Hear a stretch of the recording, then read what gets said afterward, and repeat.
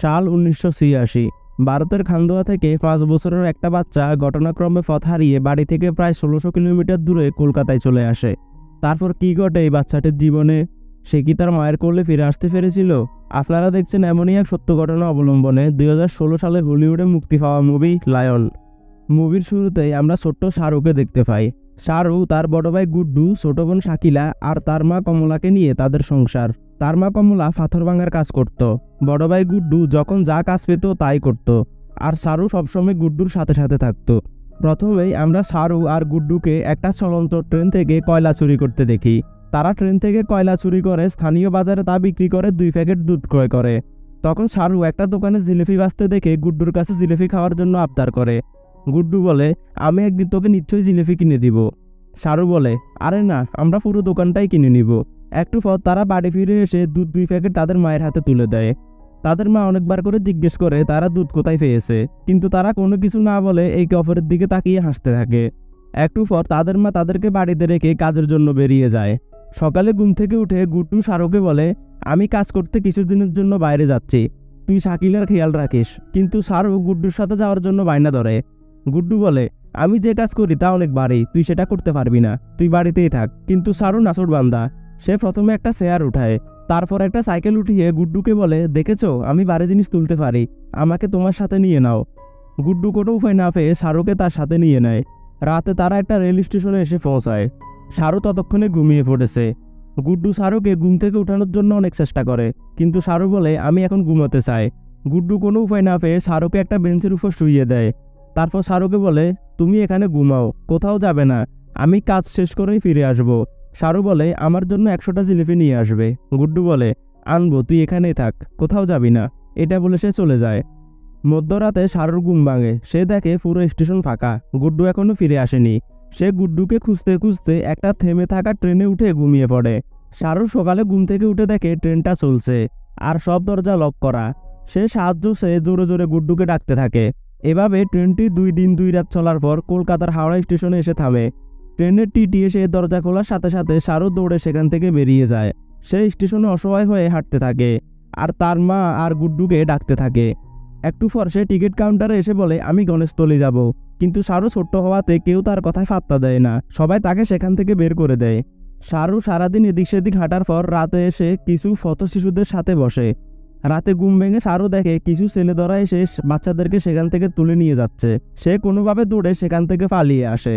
একটু পরে সে নদীর ধারে একটা মন্দির দেখতে পায়। সেখান থেকে প্রসাদ নিয়ে সে খেতে শুরু করে। পরের দিন রেললাইনে হাঁটার সময় শাহরুখ সাথে নূর নামের একটি মহিলার পরিচয় হয়। শাহরুখ হারিয়ে গিয়েছে শুনে মহিলাটা শাহরুখকে নিজের বাসায় নিয়ে আসে। সে শাহরুখকে খুব যত্ন করে সামনে বসিয়ে খাওয়ায়, নিজ হাতে গোসল করায়।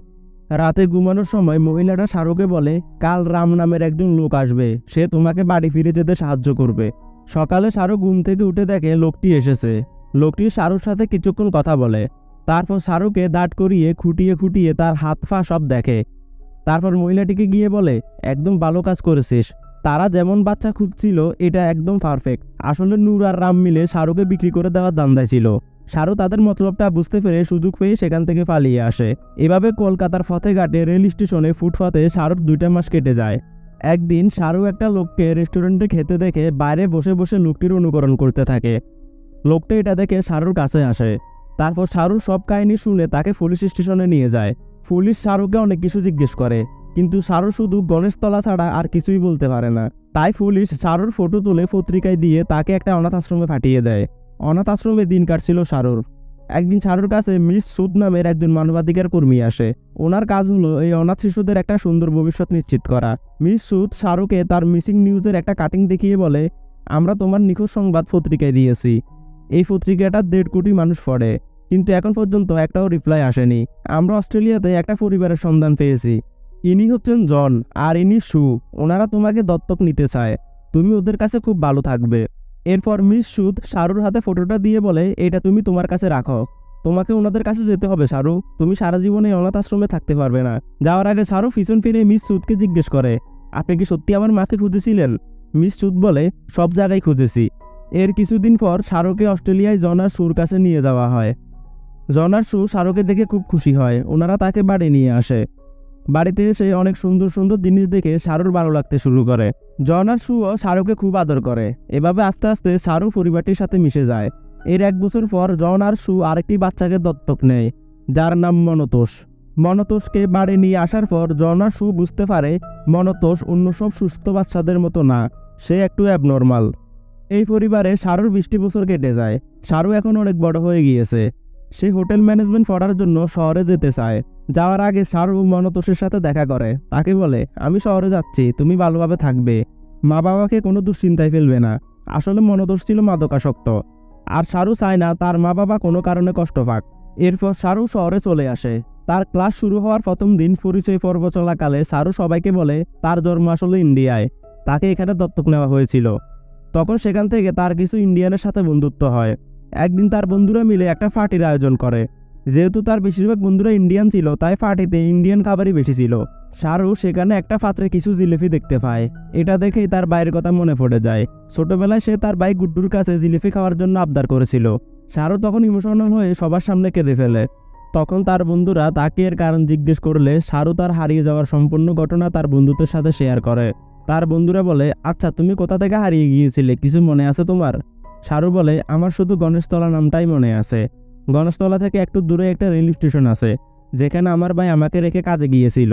সেই স্টেশনে একটা বড় জলের ট্যাঙ্ক আছে। তখন তার এক বন্ধু বলে, ইন্ডিয়াতে হাজারো রেল স্টেশন আছে, আর হাজারো স্টেশনে এরকম জলের ট্যাঙ্ক রয়েছে। তখন শাহরুর আরেক বন্ধু বলে, শোনো, গুগল আর্থ নামের একটা অসাধারণ সফটওয়্যার বের হয়েছে। সেখান থেকে তুমি পৃথিবীর যে কোনো জায়গায় বসে যে কোনো জায়গা খুঁজতে পারবে। ইন্টারনেট থেকে তুমি ওই সময়ে ট্রেন কত স্পিডে চলতো সেটা আগে বের করবে। সেই স্পিডের সঙ্গে তুমি আনুমানিক কত ঘন্টা ট্রেনে ছিলে সেটা দিয়ে গুণ করবে। তাহলে তুমি কলকাতা থেকে তোমার বাড়ির একটা আনুমানিক দূরত্ব খুঁজে বের করতে পারবে। তারপর সেই দূরত্বের মধ্যে সমস্ত স্টেশনগুলো খুঁজবে যেখানে জলের ট্যাঙ্ক আছে। সেদিন পার্টিতে লুসি নামের একটা মেয়ের সাথে তার সম্পর্ক তৈরি হয়। লুসিও শাহরুখকে তার পরিবারকে খোঁজার জন্য উৎসাহ দিতে থাকে। সে রাতে বাড়ি ফিরে এসে শাহরুখ গুগল আর্থ থেকে কলকাতার হাওড়া স্টেশন খুঁজে বের করে। তারপর সেখান থেকে তার বাড়ির একটা অনুমানিক দূরত্ব সেট করে। কিন্তু এটাতে শাহরুখ খুবই হতাশ হয়ে পড়ে, কারণ এই দূরত্বের মধ্যে প্রায় অর্ধেকটা ইন্ডিয়া তাকে খুঁজে দেখতে হবে। তারপর থেকে কাজের ফাঁকে যখনই সে সময় পায় পুরো সময়টা গুগল আর্থে কাটায়। একদিন শাহরুখ লুসিকে নিয়ে তার বাবা মায়ের সাথে দেখা করতে আসে। তখন লুসি শাহরুখকে বলে, তুমি তোমার আগের পরিবারকে খোঁজার ব্যাপারটা এদের সাথে শেয়ার করো, হয়তো ওনারা তোমাকে কোনোভাবে সাহায্য করতে পারে। কিন্তু শাহরুখ এসব কিছু জন আর সুর সাথে শেয়ার করেনি। তার ধারণা জন আর সু যদি জানতে পারে যে শাহরুখ এখনও তার পুরনো পরিবারকে খুঁজে বেড়াচ্ছে, তাহলে ওনারা খুবই কষ্ট পাবেন। এরপর থেকে শাহরুখ মানসিকভাবে খুবই অস্থির হয়ে পড়ে।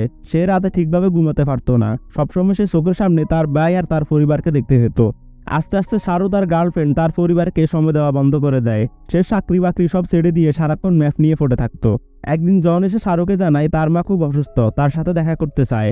তখন শাহরুখ বাড়ি গিয়ে তার মায়ের সাথে দেখা করে।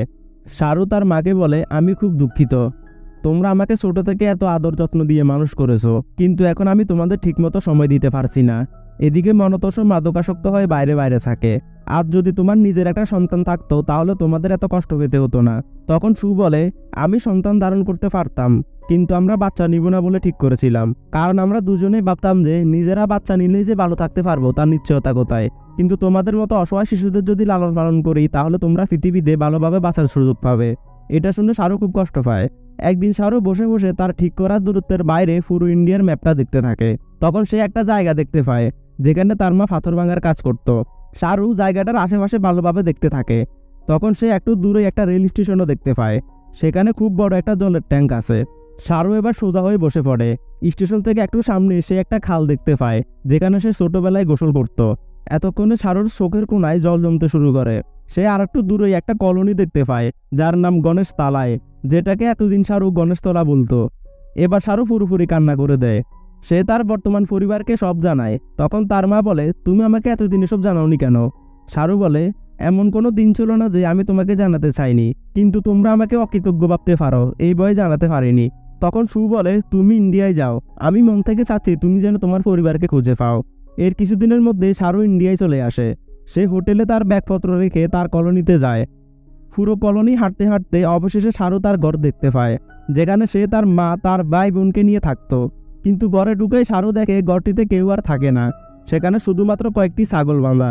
এটা দেখে সে খুব হতাশ হয়ে পড়ে। তখন সেখানের একজন মহিলা তাকে জিজ্ঞেস করে, কি খুঁজছো এখানে? শাহরু এত বছরে হিন্দি ভাষা ভুলে গিয়েছে, তাই সে মহিলাটিকে কোনো কিছু ঠিকভাবে বোঝাতে পারছিল না। একটু পর সেখানে ইংরেজি জানা একজন ভদ্রলোক আসে।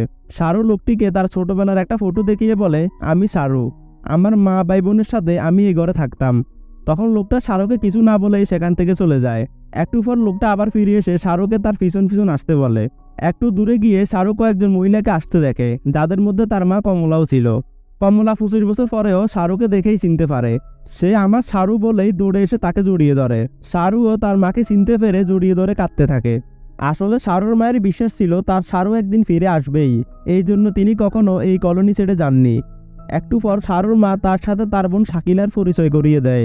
পুরো কলোনিতে ততক্ষণে শাহরুর ফিরে আসা উপলক্ষে হই হই পড়ে যায়। শাহরু তার মাকে তার ভাই গুড্ডুর কথা জিজ্ঞেস করে, তখন সেখানে সবাই চুপ হয়ে যায়। শাহরু জানতে পারে যে রাতে শাহরু ট্রেনের ক্যামেরায় আটকে পড়ে, সেই রাতে স্টেশন থেকে একটু দূরেই তার ভাই ট্রেনের নিচে কাটা পড়ে মারা যায়। এটা শুনে শাহরু অনেক বেশি কষ্ট পায়। সেদিনই শাহরু অস্ট্রেলিয়াতে তার ফালিত মা বাবাকে মেসেজ পাঠিয়ে তার পরিবারকে খুঁজে পাওয়ার কথা জানায়। সে বলে, আমি আমার পরিবারকে পেয়ে তোমাদের ভুলে যাইনি, আমি তোমাদেরকে খুব ভালোবাসি। এরপর শাহরু সে রেললাইন ধরে হাঁটতে থাকে, যেখানে ছোটবেলায় তার ভাই গুড্ডুর সাথে সে হেঁটে বেড়াতো। শাহরু 5 বছর বয়স থেকে তার নামের ভুল উচ্চারণ করত। তার নাম শাহরু নয়, শেরু, যার অর্থ সিংহ। মুভির শেষে আমরা আসল শেরুকে দেখতে পাই, যে তার পরের বছরই অস্ট্রেলিয়া থেকে তার পরিবারকে তাদের কলোনিতে নিয়ে এসে তার মায়ের সাথে পরিচয় করিয়ে দেয়।